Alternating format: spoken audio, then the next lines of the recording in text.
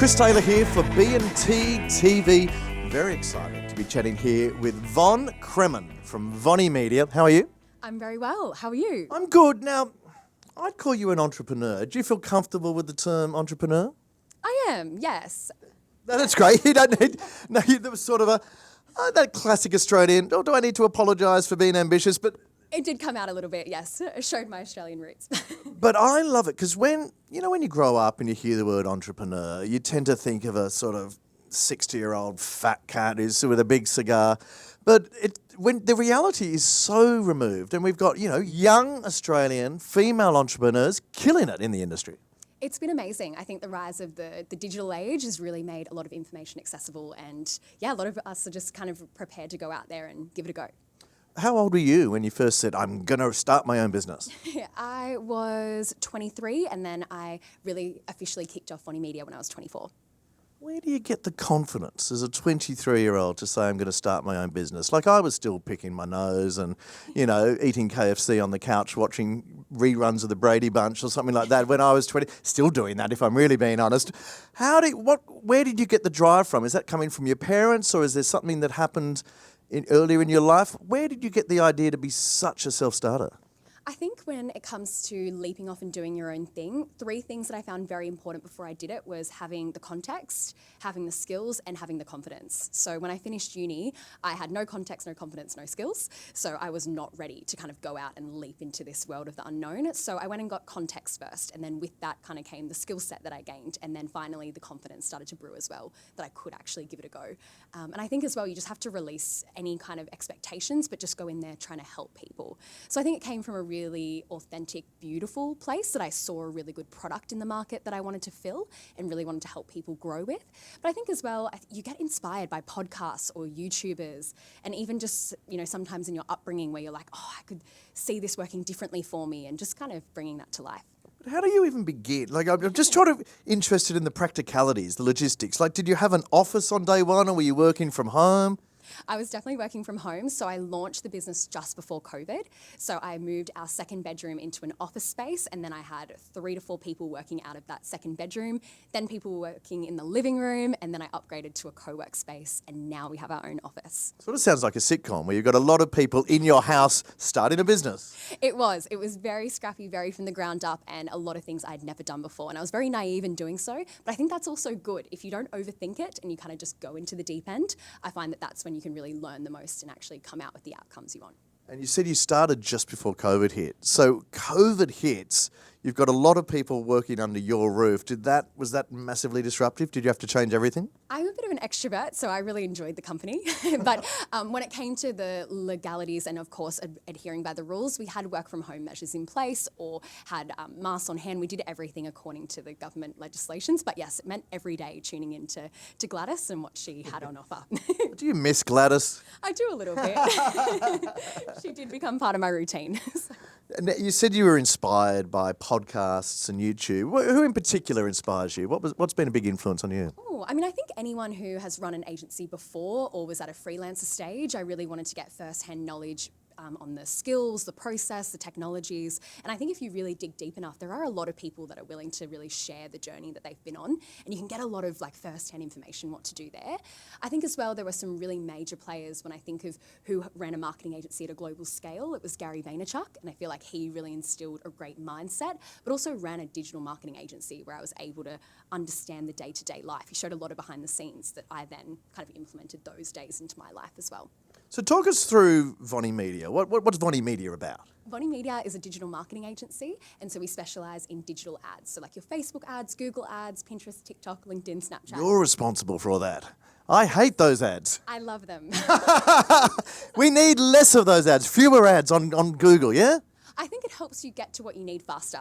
And I think if you use... Well, you would say that, but as a consumer, very annoying. It's convenient and also is aligned to your interests. So I am a really big fan of anything that can get me things done faster or can expand my thinking, and I think ads can help do that if it's the right product. And I guess the argument is customized ads are more useful, that rather than just have random ads appear every time you do a Google search, if the algorithm is giving me things it knows I'm already slightly interested in, is that the theory?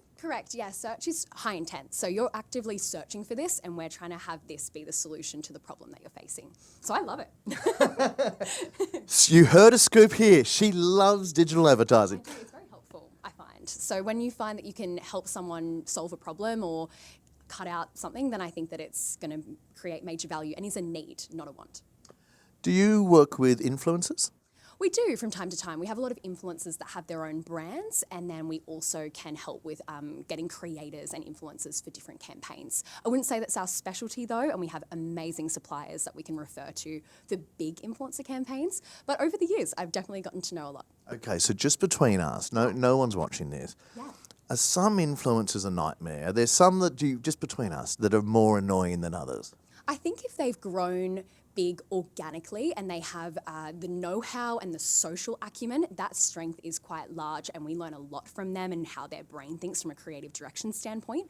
Where a lot of the education might stem in is how paid media can have its value, because in essence their time investment has created a huge amount of reach without paying for ad spend. So when you need to move it over to that product that does contain ad spend, it can seem like a product that isn't as important. But for us, it's about getting in front of new users and educating that process of that having mass amounts of value. So I wouldn't say that they're high maintenance or tricky. I would just say that you just need to educate them about the service a little bit more.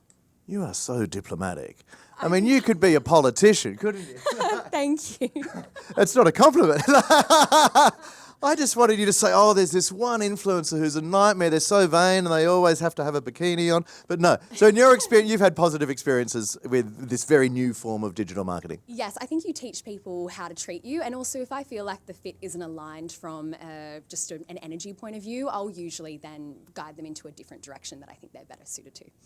Now, a lot of what Vonnimedia does, I understand, is sort of working with smaller brands rather than going for the big name companies. Do you think there's a lot of value in that? Huge, definitely. I think that the big companies contain a lot of value in the sense of how much scale and reach and impact you can have, but arguably these small businesses and startups who have really great products, you can really transform the livelihood of that business or the growth and the value of that business. If they've got a great product and they've got an owner and operator who's hungry to grow, then the world is limitless for them as well. We're in a very fast-moving world. Technology is changing all the day. You know this better than most. We've got AI. Are you having big conversations about how that's going to affect your line of work? I love AI. So I think it is only going to do great things for our profession and for our line of work. I think anything that can give the customer a better outcome, but also internally can create technological advancements and efficiencies, I'm all down for, and I love it. Give me an example. How do you see AI introducing efficiencies for the customer? Oh, I mean, I think that there's, down to like our technical expertise, I think being able to craftily create ad copy or be able to help create even better structured reporting, or even down to the creative efficiencies that we could get. There's some amazing platforms that can cut up videos really fast and add captions, and to be able to help them get content generation at scale, I think is invaluable. So I can see that working really well for them. I also see it helping the whole health of their business, down to how you can get really good job descriptions, how you can set up OKRs and measurable results to grow your team, how can you structure conflict resolution, email threads. Like it's limitless how much it can actually give you the knowledge to do what you want to do. I mean, I absolutely agree, but I wonder if there's some people watching this, if they're copywriters or video editors going, what did Von just say? Are we going to be out of work? Is the robot going to replace us? So do you think it's a threat to human employment, or do you see it just as a tool to make human employment more efficient? I think it makes human employment more efficient, and it allows you to scale your value. And I think as well, it acts as something where you can just do more of it, as opposed to then removing that person. Someone's got to use that AI tool at the end of the day and know the right questions and the right, prompts to ask it, and that can't be done automatically yet. So I think we're fine. Would you believe all the questions I asked you today were written by ChatGPT? So it's either a good or bad thing. You tell me. Love it. The robot wins. It's been such a pleasure chatting. Veronica Cremen, thank you very much for talking with B&T. Thank you for having me. TV. Bye. On B&T TV. Do you want me to pick that? Is that okay? No. Do you want me to pick that up again, or is that clean?